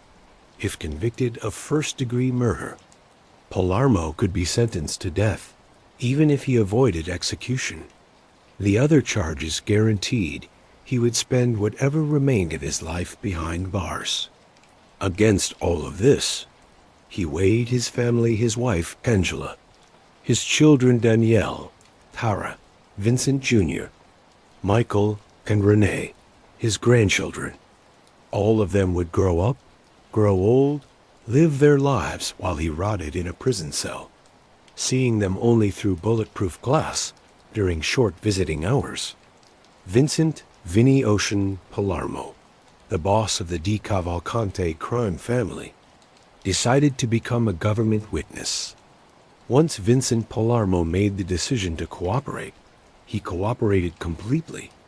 In a series of talks with federal prosecutors and FBI agents, he laid out the secrets of a criminal lifetime, confessing to crimes that had never been solved and implicating associates who had believed themselves safe. He admitted to killing Fred Weiss in 1989, giving details that confirmed what investigators had long suspected but been unable to prove. He described the planning of the hit, the morning of the murder, the shots that had ended Weiss's life. He identified Anthony Capo and James Gallo as his partners in the killing. He admitted to taking part in the murder of Louis Larasso, another gangland killing that had gone unsolved. The circumstances of this killing are less well documented in the public record than the Weiss murder, but Palermo's confession added another body to his account. He admitted to taking part in 4 murders in total and to conspiring in 9 additional murder plots.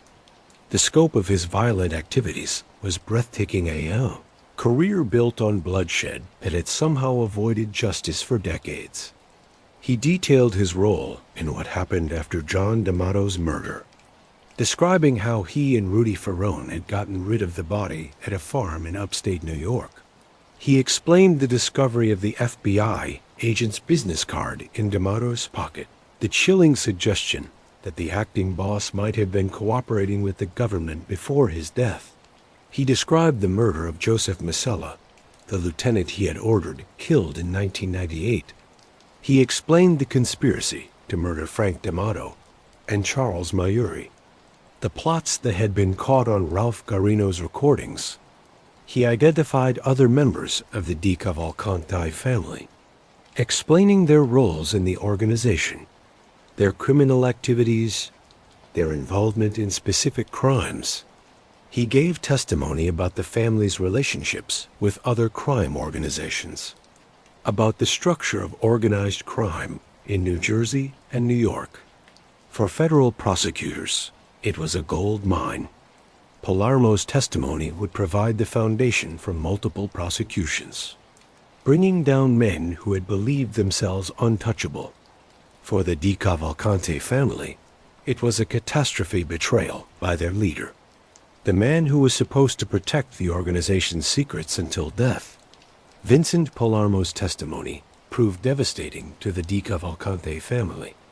Over the following years, he appeared as a witness in multiple federal prosecutions, his words sending former associates to prison for decades. The most important of these trials took place in 2003, when Palermo testified against Stefano Vitabal, Philip Abramo, and Giuseppe Schifilidi.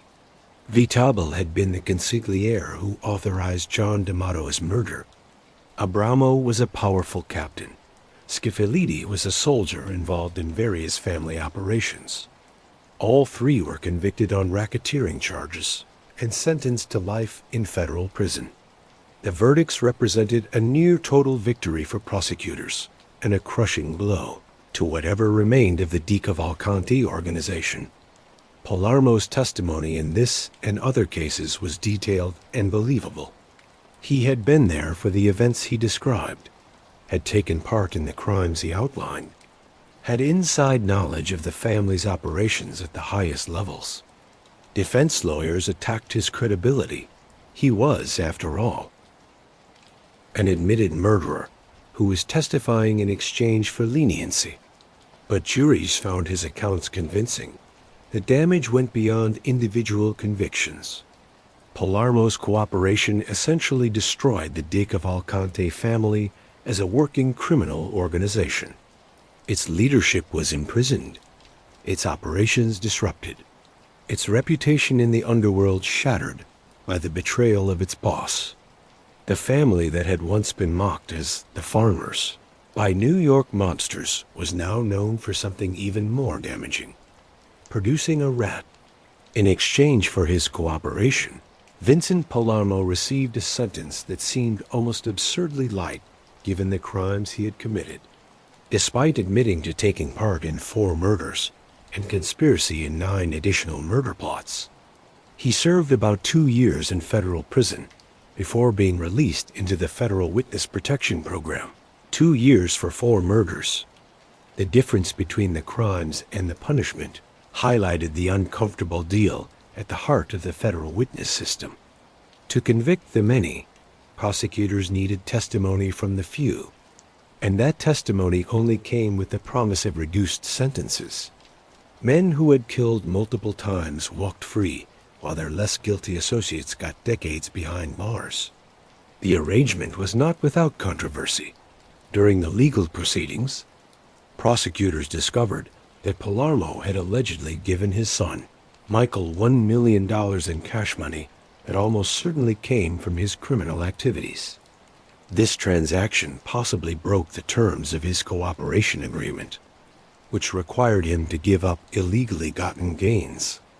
It raised questions about how much mob money Palarmo had managed to keep, how fully he had honored his obligations to the government. These questions were never fully resolved publicly. Palarmo's cooperation was too valuable to risk over financial irregularities, and prosecutors apparently decided that his testimony was worth whatever accommodations were necessary to get it. In 2001 or 2002, Vincent Palermo was released from federal custody and entered the Witness Protection Program. He was given a new identity, moved to a new city, and told to start a new life far from the world of organized crime that had defined his existence for 4 decades. The man who had ordered the murder of Fred Weiss, because he feared Weiss might become an informant, had become an informant himself. The man who had taken part in getting rid of Johnny Boy Damato's body after Damato was killed for his secrets, had revealed secrets that destroyed an entire criminal organization. The ironies were rich, but Vincent Palermo was alive and free, which was more than could be said for many of his former associates. The Federal Witness Protection Program, officially known as WITSEC, was created in 1970 as part of the Organized Crime Control Act. Its purpose was simple: to protect witnesses whose testimony against criminal organizations made them targets for payback. Since its founding, the program has protected more than 18,000 witnesses and their family members, moving them to new cities, giving them new identities, and helping them set up new lives far from the people they had testified against.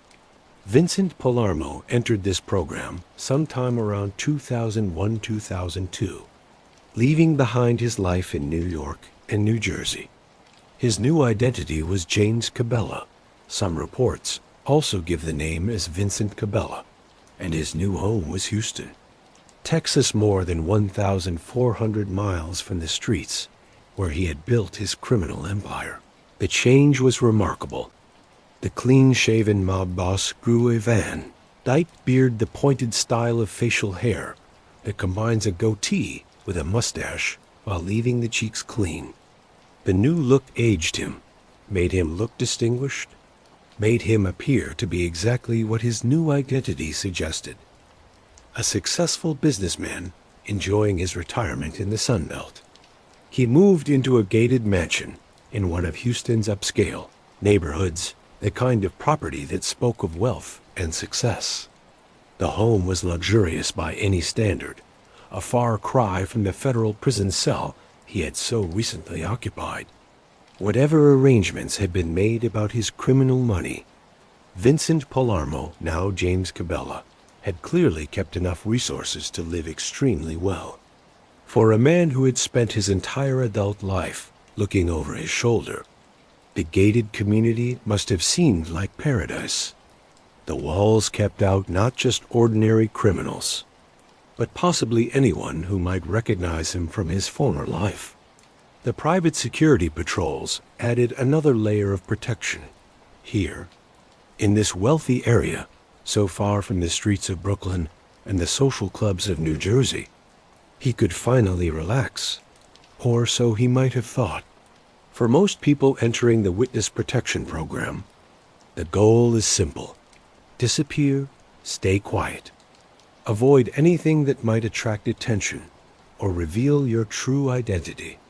Live a modest, unremarkable life, and hope that the people who want you dead eventually forget you exist. Vincent Palermo took a different approach. Within a few years of his arrival in Houston, he had established himself in the city's adult entertainment industry. He opened the Penthouse Club, an upscale gentlemen's club that catered to Houston's business elite. He also got involved with All-Star Men's Club, another adult entertainment place. His son, Vincent Jr., was involved in the day-to-day operations of these businesses, continuing the family tradition in a new city. The parallels to his former life were impossible to miss.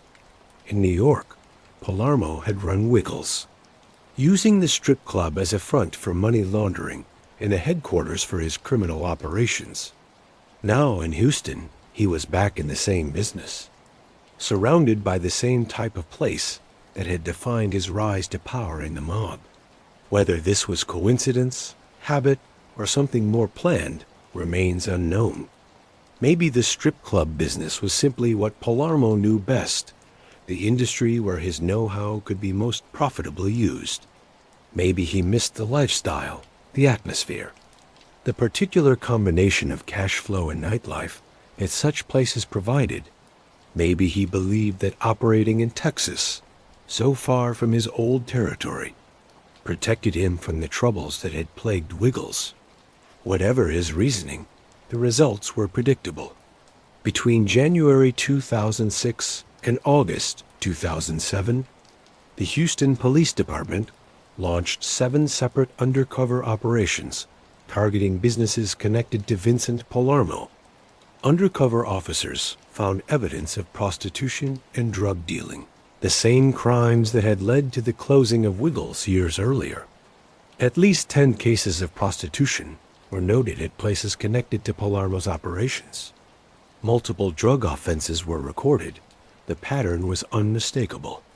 The mob boss had moved not just himself, but his entire business model to Texas, complete with all the illegal activities that had come with it in New York. The situation was almost funny. Here was a man in the federal witness protection program, supposedly living under a new identity to protect him from mob payback, running strip clubs that attracted repeated law enforcement attention for the exact same crimes that had characterized his former life. The government had spent considerable resources moving him, creating his new identity, helping him set up a new life, and he had immediately gone back to the activities that had made him a target in the first place. It was a testament to the difficulty of truly changing a criminal's nature. Vincent Palermo had been in the organized crime business for more than 40 years. It was all he knew, the only way he understood how to make money and use power. Even with the chance for a completely fresh start, he was drawn back to the same patterns, the same industries, the same illegal activities. The Penthouse Club faced regulatory problems. The authorities who watched adult entertainment places in Houston became more and more aware that something was not right with the ownership of this particular business.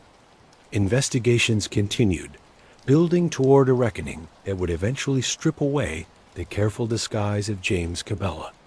On September 14th, 2009, the New York Daily News published an expose that shattered whatever remained of Vincent Palermo's anonymity.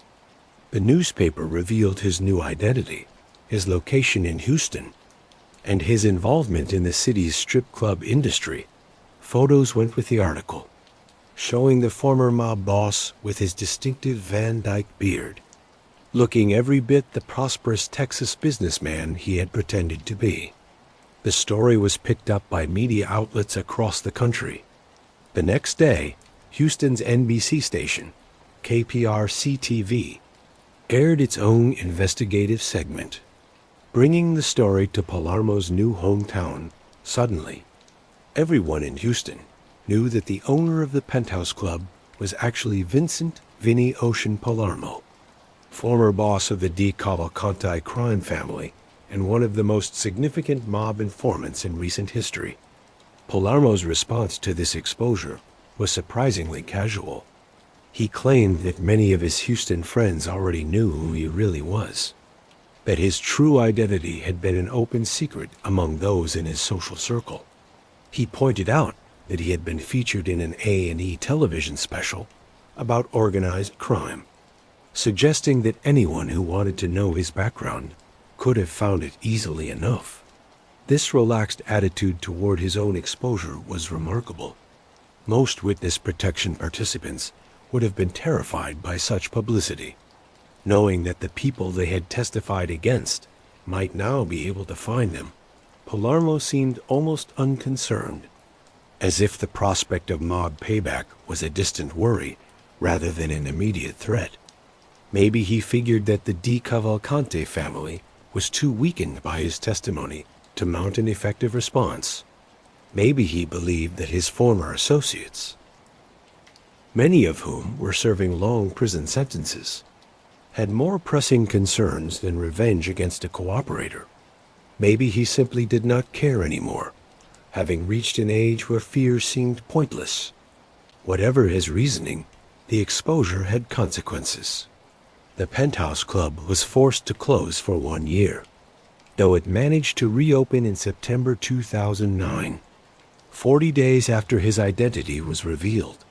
Palarmo put his Houston mansion on the market, listing it at $4 million. The house would prove difficult to sell over the next 2 years. The asking price was gradually lowered to $245 million. Reflecting both the challenges of the real estate market and perhaps the difficulty of selling a property linked to a notorious mob informant. The listing was eventually taken down in June 2011, only to reappear in September 2015. Finally, on August 5, 2016, the mansion sold for $285 million. The exposure of his identity was not the only legal problem Vincent Palermo faced in Texas. His business dealings done under the James Cabela identity came back to trouble him in civil court. Lisa Hansgard owned a strip club called Baby Dolls, which happened to be across the street from the Penthouse Club. In 2006, she had gone into a business partnership with James Cabela, apparently not knowing his true identity. The arrangement involved a promissory note for $13 million each, large sum that suggested significant business dealings between the two parties. When Hansgard later found out through what she described as the strip joint grapevine that her business partner was actually a former mob boss turned government informant, the relationship fell apart. She claimed Palarmo had defaulted on the promissory note, paying only $5,000 of the $13 million he owed. Hansgard sued Palarmo in Harris County Court, trying to get back the money she said was owed to her. The lawsuit added another layer of complication to Palarmo's already troubled post-mob life. showing that his Texas existence was proving nearly as legally troubled as his years in organized crime. On March 4, 2013, Vincent Palermo filed for Chapter 11 bankruptcy protection in the U.S. Bankruptcy Court for the Southern District of Texas. The filing suggested that his financial situation had gotten much worse, that the comfortable retirement he had apparently planned was not happening as expected. The bankruptcy was a humiliating development for a man who had once controlled millions of dollars in criminal money. Whatever wealth Palarmo had built up during his years as a mob boss, whatever arrangements he had made to preserve that wealth through his cooperation and relocation, it had not proven enough to support his lifestyle forever. The question of whether Vincent Palermo was the real Tony Soprano has been debated since The Sopranos first aired in 1999. The connections between the fictional character and the real mob boss are many and striking, but they are not exact. And David Chase has never clearly confirmed that Palermo was a main inspiration for his creation. The similarities are undeniable. Both Tony Soprano and Vinnie Ocean led New Jersey crime families that operated in the shadow of more powerful New York organizations. Tony's daimyo family mirrors the DeCavalcante family in its structure, its geography, and its relationship to the five families. Both men ran their operations from strip clubs, the Bada Bing for Tony, Wiggles for Vinny. Both kept complicated family lives, struggling to be good fathers while ordering murders and running criminal enterprises. The FBI recordings of DeCavalcante members talking about The Sopranos added another dimension to the connection. When Joseph Sclafani asked, "Is that supposed to be us?" he was saying what many observers had already concluded. The show was drawing heavily on the real-life DeCavalcante family for its material. The Johnny Boy Damato murder, with its scandalous revelation of the acting boss's bisexuality, found its echo in the Vito Spatafore storyline that unfolded in seasons 5 and 6 of the show. The parallels were too close to be coincidence, suggesting that either the show's writers had access to information about the real murder, or that both the fiction and the reality drew on the same deep currents of homophobia within organized crime culture. But the differences between Tony Soprano and Vinnie Ocean are equally important. Tony Soprano was a complex psychological portrait, man troubled by anxiety and depression, who looked for help from a psychiatrist to manage his mental health struggles. There is no evidence that Vincent Palermo had similar psychological difficulties or looked for professional treatment. More fundamentally, Tony Soprano never became an informant. The show's controversial finale left Tony's final fate unclear.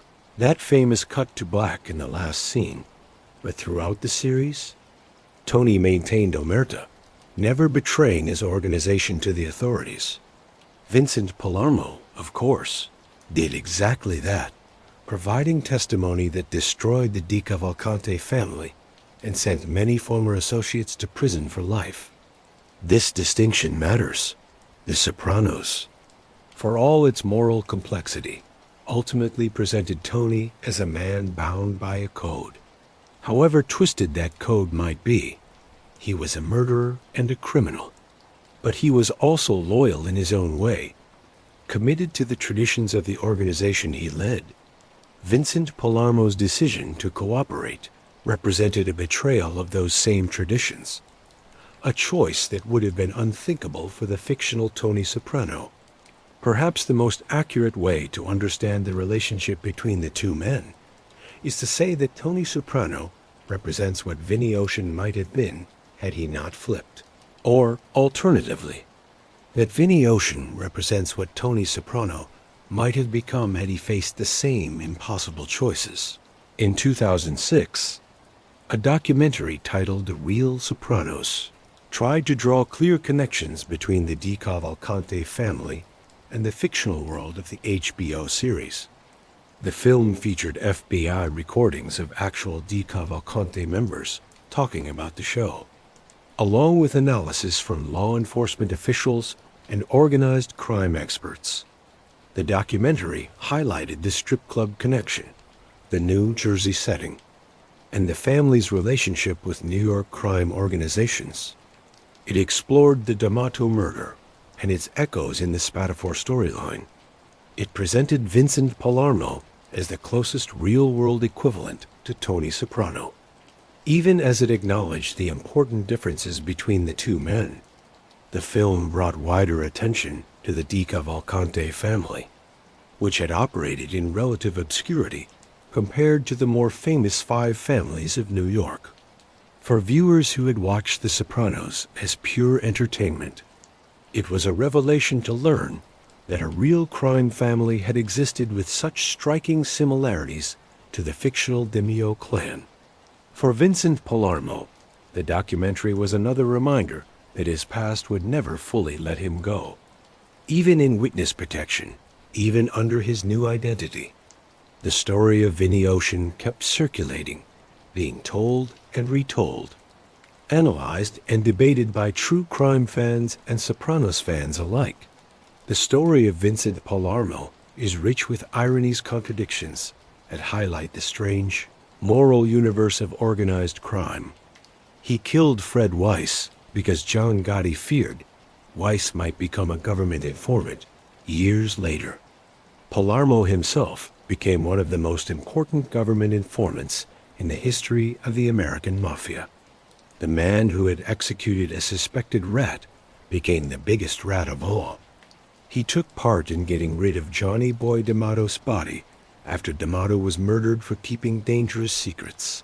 Later, Palarmo would reveal secrets far more damaging than anything Damato had supposedly hidden, secrets that destroyed an entire criminal organization. He built his career on loyalty to the DeCavalcante family, earning his place through decades of faithful service. In the end, he betrayed everyone who had trusted him, trading their freedom for his own. He ran a strip club that was shut down for prostitution and drug dealing in New York. Given a fresh start in Texas, he immediately opened new strip clubs that attracted the same criminal accusations and law enforcement attention. He entered the witness protection program to escape the consequences of his former life. Within a few years, he had recreated that former life so completely that he might as well have never left. These ironies are not unique to Vincent Palermo. They reflect the basic contradictions of organized crime, itself an institution built on loyalty that ultimately consumes the loyal. A brotherhood of criminals who cannot trust each other. A culture of honor that produces men capable of any betrayal when self-preservation demands it. Perhaps the deepest irony of Vincent Palermo's life lies in his role as a family man. By all accounts, he loved his children, was devoted to their well-being, tried to be there in their lives despite the demands of his criminal career. He watched Annie with his daughter. He drove his girls to Brownie meetings. He went to Sacred Heart Church every Sunday. He also murdered people. He got rid of bodies. He ordered hits on associates who had become inconvenient. He built an empire on loan sharking and gambling businesses that ruined countless lives and destroyed countless families. How did he make these two aspects of his existence fit together? How did he sit in church on Sunday morning, listening to readings about loving your neighbor, and then return to a life of violence and exploitation? How did he tuck his children into bed at night, knowing that other children had lost their fathers because of decisions he had made? The answer, of course, is that he compartmentalized as all mobsters must compartmentalize. As all people who do terrible things must somehow separate those actions from their idea of themselves as decent human beings. In Vincent Palermo's mind, presumably, the man who killed Fred Weiss and the man who rescued a drowning toddler were not the same person. They existed in separate categories, governed by separate rules, answerable to separate standards of judgment. This ability to compartmentalize is both fascinating and horrifying. It lets human beings commit atrocities while keeping functional family lives. To be tender with their own children while destroying other people's families. To claim religious faith while breaking every moral principle that faith is supposed to represent. Vincent Palermo was not unique in this way. The history of organized crime is filled with men who were devoted fathers and loving husbands, who went to church and gave to charity, who considered themselves good people even as they murdered and extorted and corrupted everything they touched. The contradiction is built into the culture of the Mafia, which has always emphasized family loyalty, even as it tore families apart. But the contradiction remains disturbing, a reminder that evil rarely comes in easily recognizable forms. The monsters of the world are not always monstrous in appearance or behavior. Sometimes they look like the friendly neighbor who waves from his driveway, the devoted father who coaches Little League, the churchgoer who puts money in the collection basket every Sunday. Sometimes they look like Vincent Palermo. Vincent Palermo was born on June 4, 1944. If he is still alive today, he would be in his early 80s, an old man by any measure, far removed from the powerful mob boss who once commanded the DeCavalcante Crime Family. His last confirmed location was Houston, Texas, where he had lived under the identity of James Cabela after entering the Witness Protection Program. After his identity was exposed in 2009, he sold his mansion and presumably moved again, looking for a new place where he could live out his remaining years in relative peace. Where he is now, no one outside law enforcement or his immediate family knows for sure. The Witness Protection Program does not publicize the locations of its participants, and Palarmo has not looked for public attention since his Houston period ended.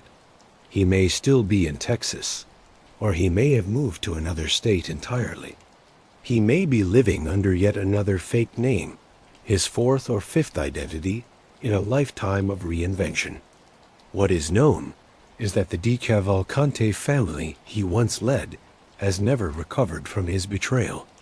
The organization, already looked down upon by the New York families, became a shadow of its former self after Palarmo's cooperation.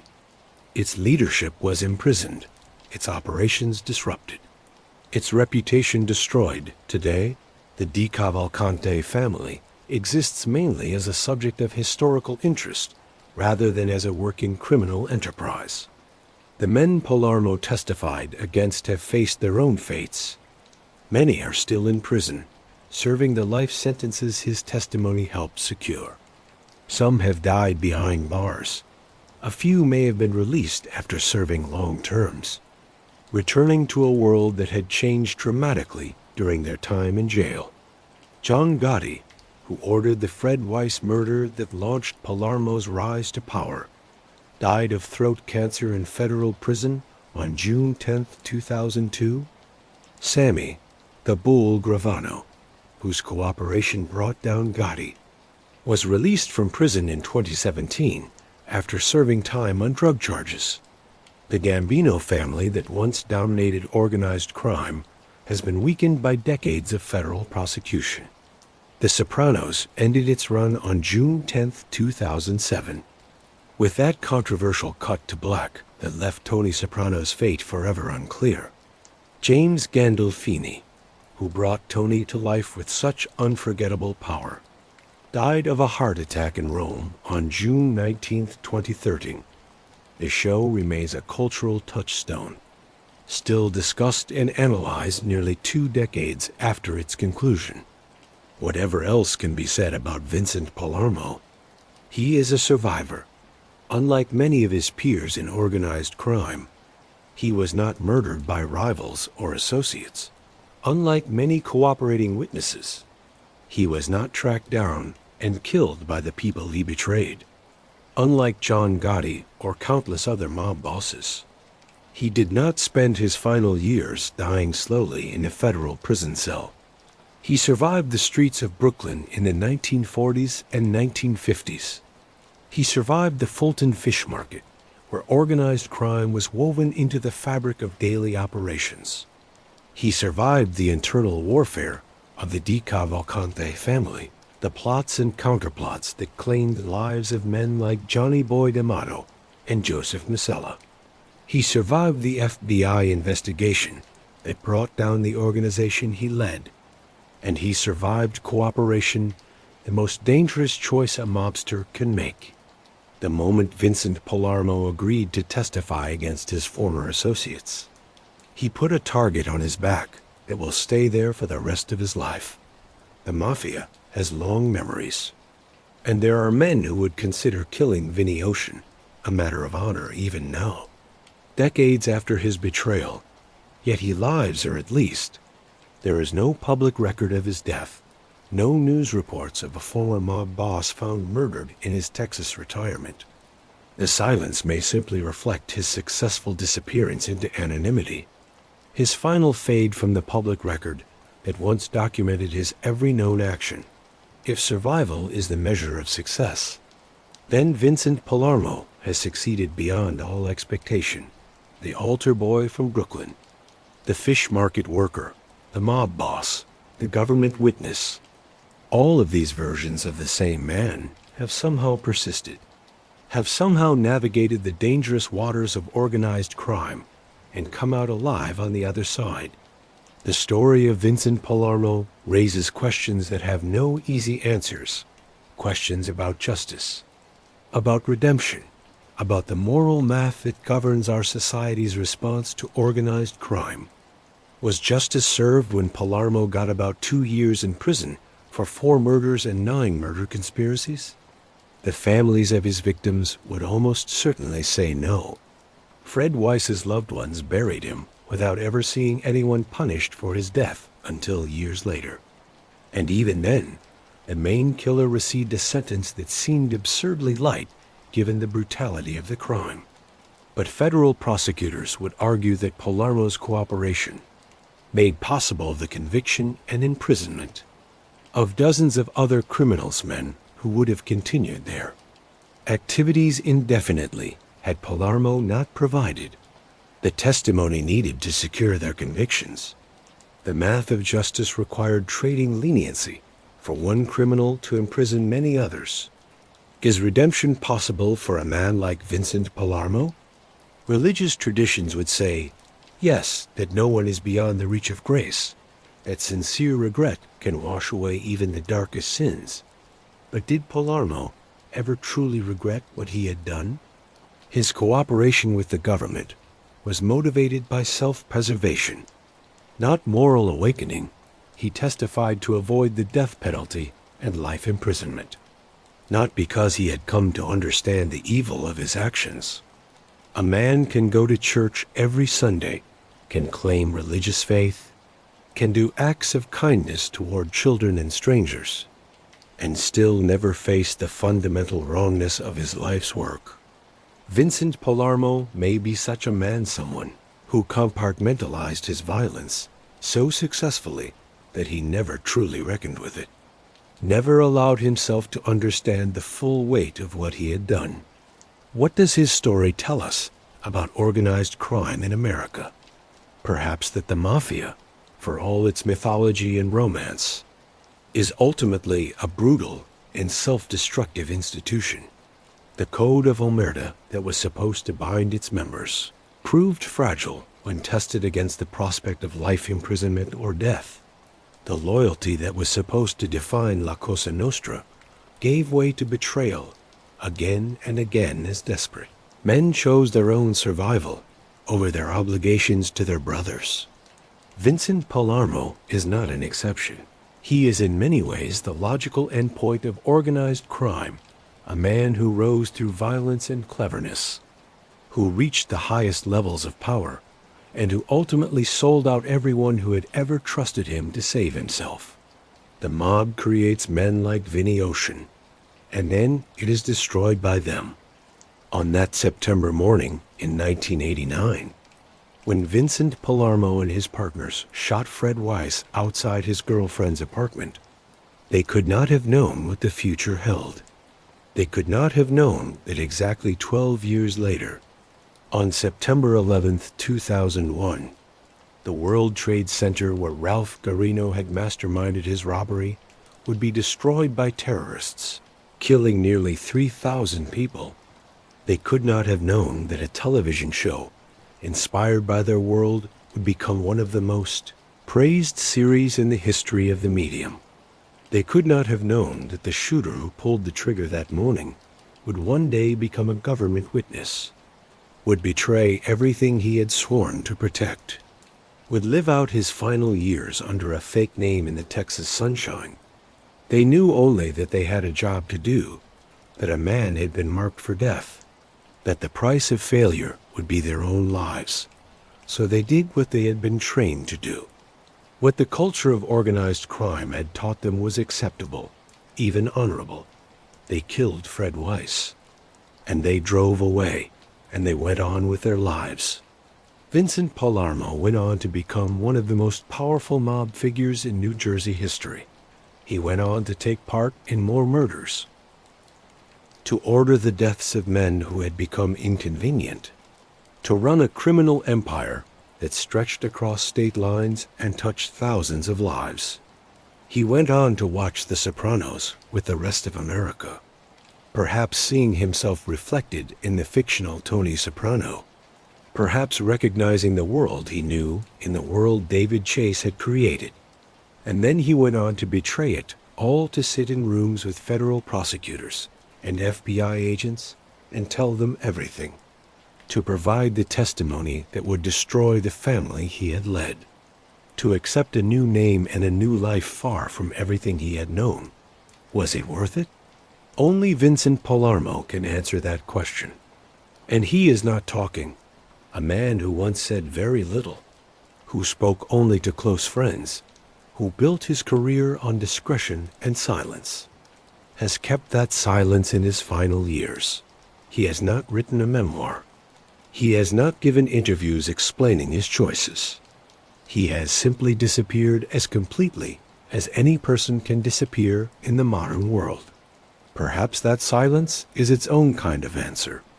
Perhaps a man who has done what Vincent Palermo has done cannot explain it, cannot justify it, cannot make sense of a life that contains such extremes of violence and tenderness, loyalty and betrayal, power and disgrace. Perhaps the only honest response to such a life is to say nothing at all. The altar boy from Brooklyn, the fish market worker, the husband who married into the mob, the captain who earned his bones by killing on command, the boss who ruled New Jersey's underworld from a strip club in Queens, the informant who destroyed his own organization, the witness protection participant who opened new strip clubs in Texas, the old man whose current whereabouts are unknown. All of these are Vincent Palermo. All of these are Vinnie Ocean. All of these are chapters in a story that may or may not have ended, that continues somewhere beyond the reach of public knowledge, that will ultimately be judged by whatever power judges such lives. The DeCavalcante family he led is a shadow of its former self. The men he testified against are in prison or dead. The television show that was inspired by his world has become a cultural monument, studied in universities and debated by critics and re-watched by fans who find something new each time. The strip clubs he ran in New York and Texas have changed hands, their connection to organized crime a footnote in their histories. And somewhere, perhaps, an old man with a Van Dyke beard lives out his final days under a name that is not his own, in a place that is not home, carrying the weight of a life that contained many things, some terrible, some tender, all of them ultimately irreducibly human. This is the story of Vincent Vinnie Ocean, Palermo. This is the story of the real Tony Soprano. This is the story of a man who lived multiple lives and wore multiple masks, who killed and loved and betrayed and survived, who rose to the heights of criminal power and fell to the depths of criminal disgrace, who remains to this day an enigma wrapped in silence, a question that has no answer. And that is the incredible true story of Vincent Vinnie Ocean, Palarmo, the real-life Tony Soprano, from the Fulton Fish Market to the top of the New Jersey Mafia. From brutal killer to government witness, his story has everything: murder, betrayal, secrets, and ultimately survival. Let me know in the comments what you think about Vinny's decision to flip. Would you have done the same thing facing life in prison? And who should I cover next? If you made it this far, you are a real one. Hit that subscribe button if you have not already, and check out this video right here for another deep dive into the world of organized crime. Until next time, sleep well.